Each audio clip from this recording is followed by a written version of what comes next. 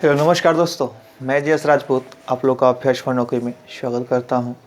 हमेशा की तरह आज मैं फिर आप लोगों के सामने हाजिर हूं और आज का मेरा टॉपिक है बैंकिंग। ठीक है, इकोनॉमिक्स तो चल ही रहा है, उसमें कुछ बैंकिंग से भी टॉपिक कर लिया जाए क्योंकि IBPS PO मेंस है, RRB PO मेंस है, SBI का भी एक फॉर्म आ चुका है।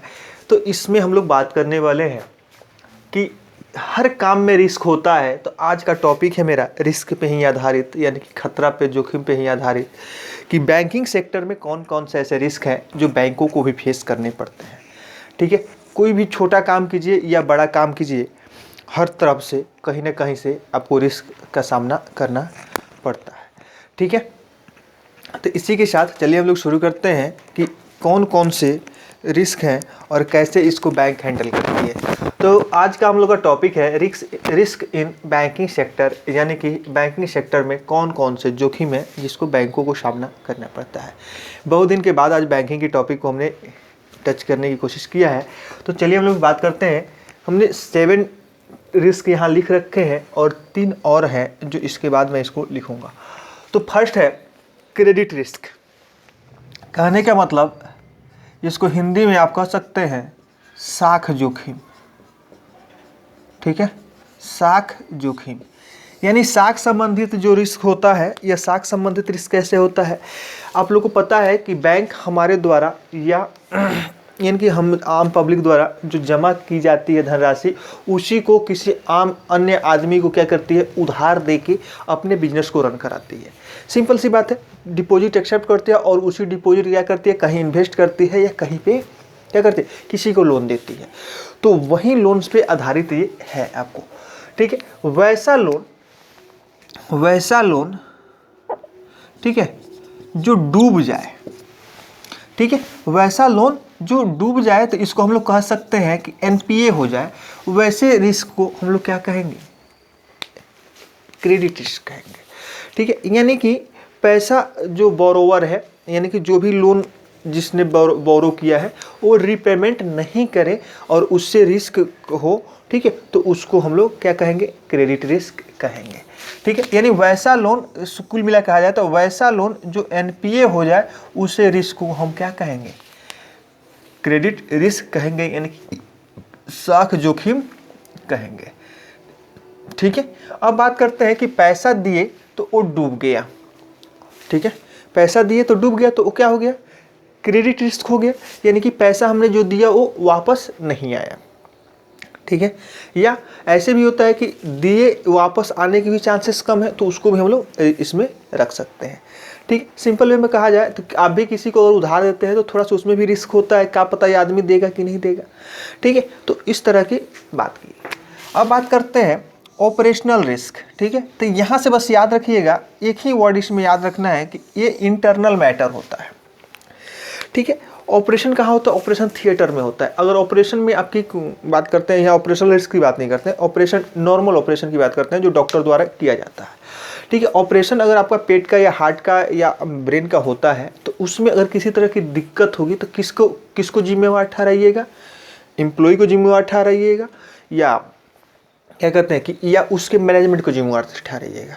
ठीक है, यानी कहने का मतलब कि आपके पेट का या कोई भी ब्रेन वगैरह का अगर ऑपरेशन होता है तो उसमें आप कंपाउंडर को जिम्मेवार ठहराइए कि डॉक्टर को ठहराइएगा। ठीक है, तो डॉक्टर को कहिएगा।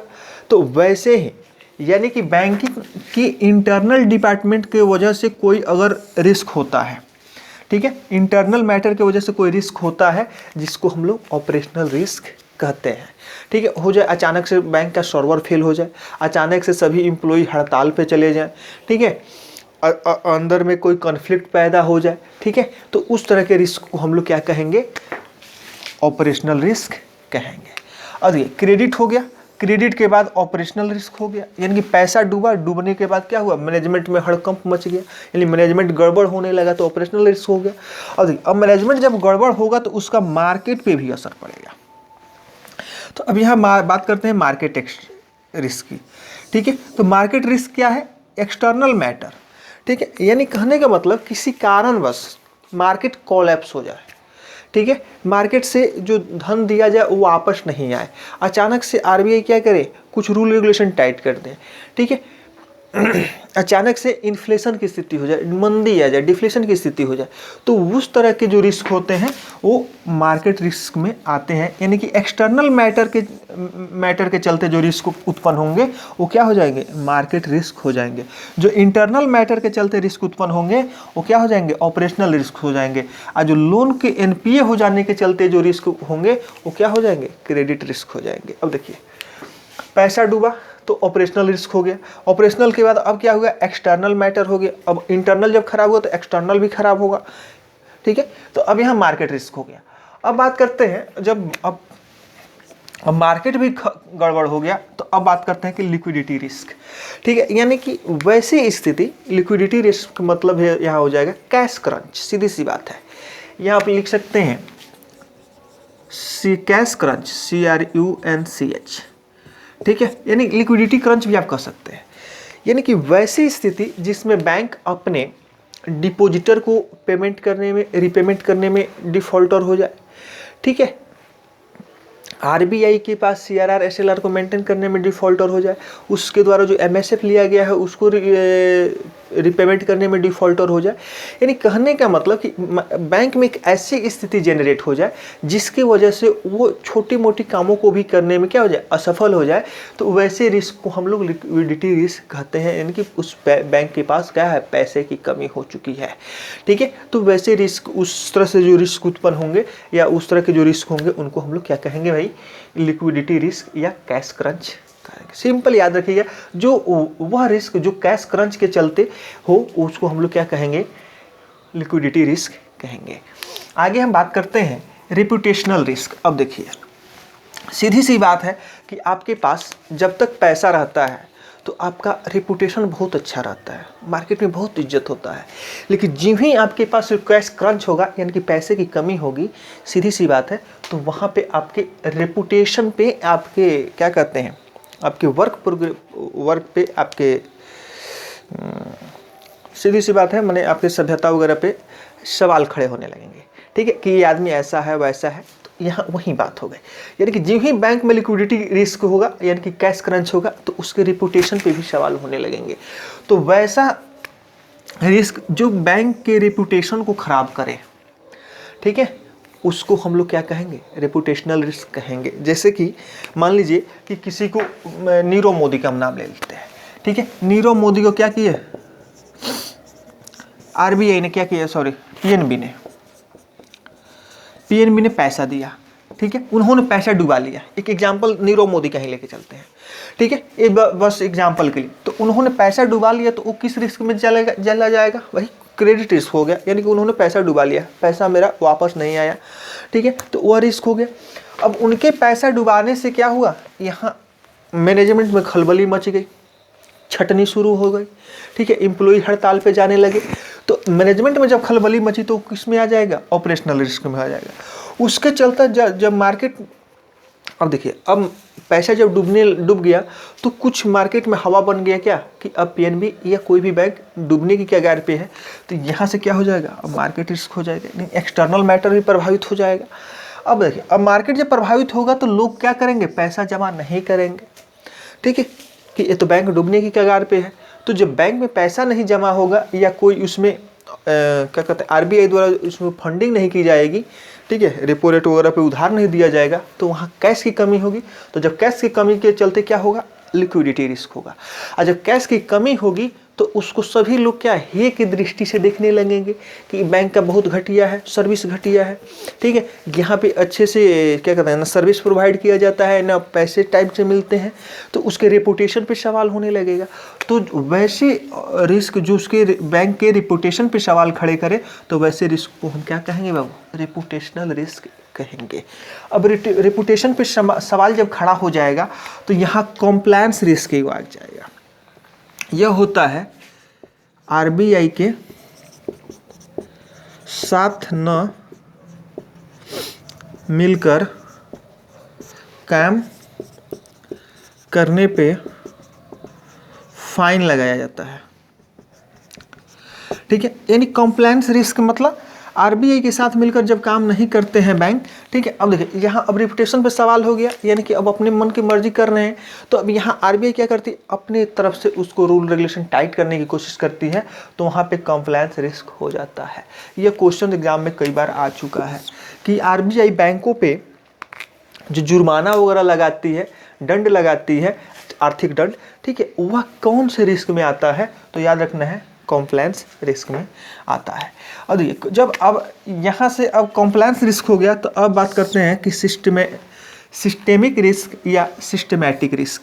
सिस्टेमिक रिस्क या सिस्टमैटिक रिस्क की बात करते हैं, ठीक है। यह क्या होता है, यानी किसी कारणवश सिस्टम में गड़बड़ी हो जाए, और कंप्यूटर सिस्टम की बात नहीं करते हैं, पूरे मार्केट फाइनेंशियल मार्केट सिस्टम की बात करते हैं, ठीक है। यानी कि सरकार द्वारा उसमें जानबूझ के कुछ किया जाए, हस्तक्षेप किया जाए, ठीक है, या आरबीआई द्वारा हस्तक्षेप किया जाए, तो उस तरह से जो रिस्क जनरेट होगा उसको हम क्या कहेंगे, सिस्टमैटिक रिस्क कहेंगे, ठीक है। इसके बाद और भी है, तब तक आप लोग वीडियो को क्या करिए, शेयर कर दीजिए अपने दोस्तों में, और अच्छा लगे तो लाइक और कमेंट ज़रूर कीजिएगा, ठीक है।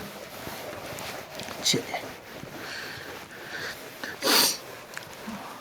आगे हम लोग बात करते हैं कुछ और रिस्क जो बचे हुए हैं उनको, और आगे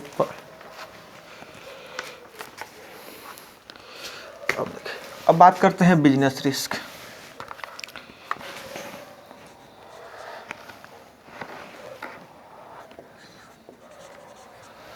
business risk, moral hazards, moral HAZARD,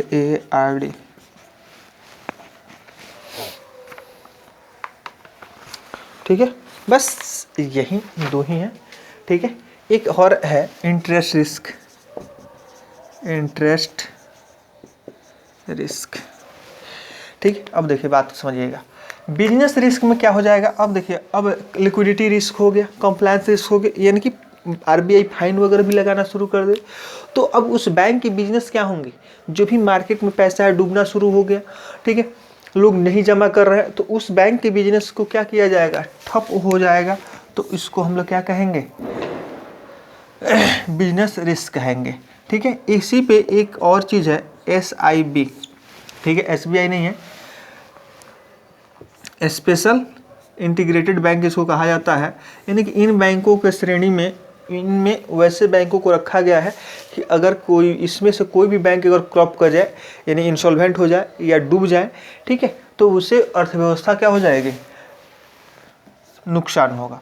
अब बात करते हैं मोरल रिस्क हैजर्ड्स की, ठीक है, वैसे रिस्क या वैसे चीज़ जिससे कि उसके नैतिक रूप से क्या हो, परेशानी हो, नैतिक रूप से उसको नुकसान पहुंचाए। जैसे किसने पहुंचाया भाई, तो नीरव मोदी को जो दिया गया, ठीक है, तो एम्प्लॉय लोग के चलते दिया गया, ठीक है, तो वो उसके नैतिक पतन हुआ, ठीक है।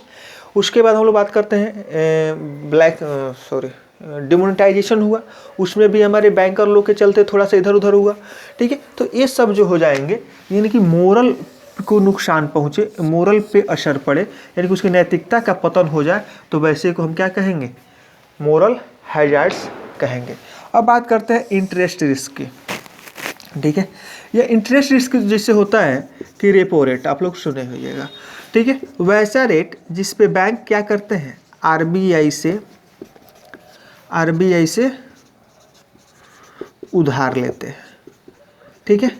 अब मान लेते हैं कि अभी 3.75 है, 3.75 है, और इस पे क्या करते हैं, बैंक उधार लेते हैं, बैंक आरबीआई से उधार लेते हैं, और इसके बाद उधार लेते हैं और देते कितना पे है, लगभग 10% पे, ठीक है, 3.75 पे लिए और 10 पे दिए, यानी कि यहाँ से हम कह सकते हैं कि 6.25 का इनको क्या हुआ, फायदा हुआ। अब आरबीआई क्या करे, इसको उठा के 6% कर दे और बैंक इतना ही रखें, तो क्या होगा, 6% इतना फायदा होगा, नहीं होगा, 4% होगा। ठीक है, तो आरबीआई क्या करते हैं, जब इधर बढ़ता है तो इधर भी बढ़ाया जाता है, इधर बढ़ाया जाता है, इधर घटाया जाता है तो इधर भी घटता है।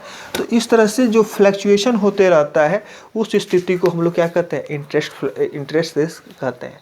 ठीक है, कि आरबीआई अपना बढ़ा रही है, हम उतना ही कि उतना ही पे रखे हुए हैं तब भी नुकसान है। ठीक है, आरबीआई घटा रही है, हम भी उतना ही पे रखे हुए हैं तब भी नुकसान है।